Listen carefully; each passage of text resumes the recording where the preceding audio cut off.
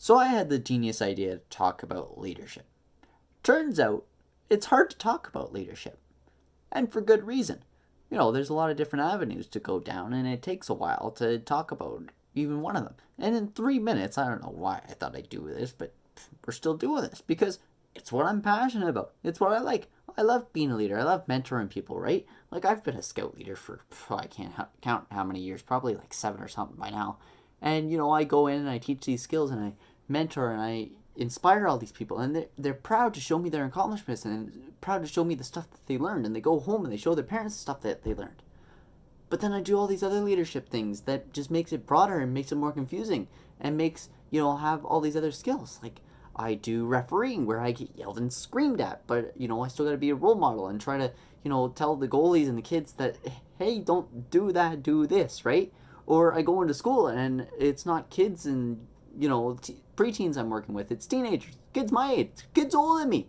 And, in classes and stuff, not just student council, right? So I'm trying to like kind of encourage my group project mates to, work and do their work, and I'm trying to delegate and stuff, right? And you bring in ideas and stuff, but if people don't want to get engaged, then it gets hard. And so then you're worried about this and trying to get people engaged, and then you're trying to get your team together and inspire them and lead them, and you're also worried about other people's feelings and trying to check in with everybody, and it's just a lot. And I'm probably the tiredness and delusion talking at this point, but I'm starting to go a little stir crazy and just tired of all the stress, and it gets to you. And so there's many ways to deal with it, and you know but at the end of the day, it's just dealing with those tough calls.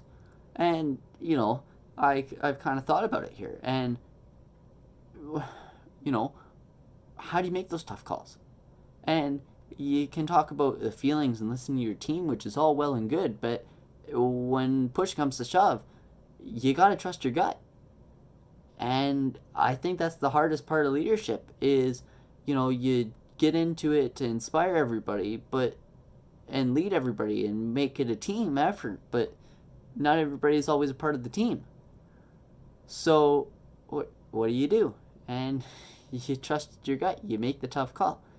It sucks, but it's how you lead, and it's how you become a effective and respectful leader.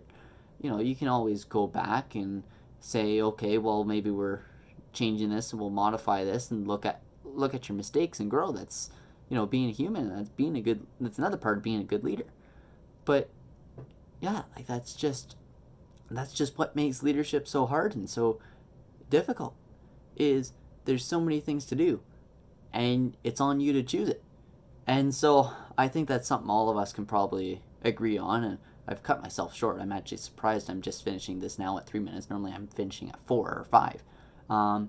But yeah, so pleasure to meet all of you. I really want to keep having these conversations. I could talk about this for hours.